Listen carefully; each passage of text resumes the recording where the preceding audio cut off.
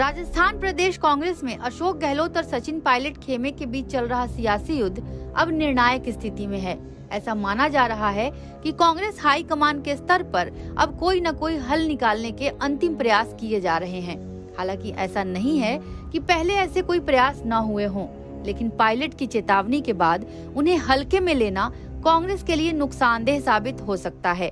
क्योंकि कुछ ही महीने बाद राजस्थान सहित 3 राज्यों में विधानसभा चुनाव हैं, ऐसे में कांग्रेस आला कमान गहलोत और पायलट दोनों के बीच सुलह का कोई न कोई रास्ता निकालते हुए पार्टी को आगे बढ़ाना चाहती है। सुलह पर मंथन के लिए दिल्ली में महत्वपूर्ण बैठक होने जा रही है। तो आइए हम बताते हैं गहलोत पायलट के बीच सुलह के संभावित सभी फार्मूलों की पूरी डिटेल। फार्मूला नंबर 1, पायलट को बड़ी जिम्मेदारी। सचिन पायलट के समर्थक उन्हें मुख्यमंत्री बनाए जाने की जिद कर रहे हैं। हालांकि कांग्रेस आला कमान इससे इतर पायलट को नई जिम्मेदारी देकर उन्हें मनाने की कोशिश कर सकती है। ऐसा संभव है कि पायलट को राजस्थान प्रदेश कांग्रेस अध्यक्ष की कमान सौंपकर आगामी विधानसभा चुनावों में बड़ी जिम्मेदारी दी जाए। पायलट इसे स्वीकार भी कर सकते हैं, क्योंकि अपने पसंदीदा प्रत्याशियों को चुनावी मैदान में उतारने और ज्यादा से ज्यादा संख्या में विधानसभा पहुंचाने पर पायलट एक ताकत के रूप में उभरेंगे। यह ताकत आने वाले सालों में सचिन पायलट का भविष्य तय करेगी। फार्मूला नंबर 2, आधा टाइम गहलोत आधा टाइम पायलट। यह तो तय है कि अगर सचिन पायलट बगावत करके कांग्रेस से अलग कदम बढ़ाएंगे तो सत्ता तक पहुंचना उनके लिए आसान नहीं होगा। ऐसे कोई भी प्रयास राजस्थान में अब तक सफल नहीं हो पाए हैं। ऐसे में कांग्रेस आला कमान सचिन पायलट को इस बात की गारंटी देकर मनाने की कोशिश करेंगे कि इसी साल होने वाले चुनाव एकजुट होकर लड़ें।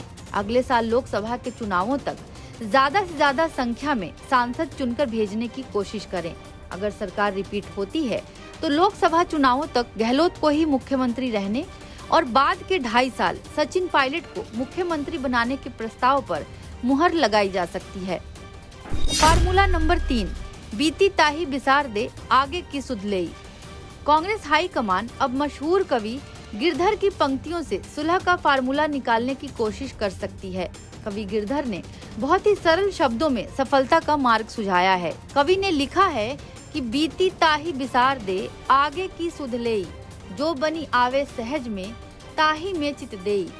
ताही में चित देई, बात जोई बनी आवे, दुर्जन हंसे न कोई, चित में खता न पावे। इसका मतलब है कि जो बीत गया उसे भूल जाओ और आगे की तैयारी करो।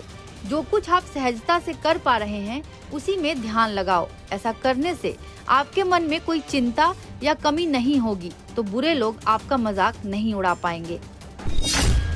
फार्मूला नंबर 4, गांधी परिवार का भरोसा। अशोक गहलोत और सचिन पायलट दोनों गांधी परिवार के भरोसेमंद और नजदीकी नेता हैं।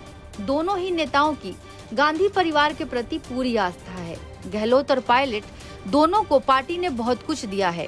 गहलोत और पायलट को बहुत कम उम्र में सांसद बनने का मौका देने के साथ केंद्रीय मंत्रिमंडल में भी शामिल किया। पार्टी के राष्ट्रीय नेताओं की गिनती में ये दोनों नेता शामिल हैं।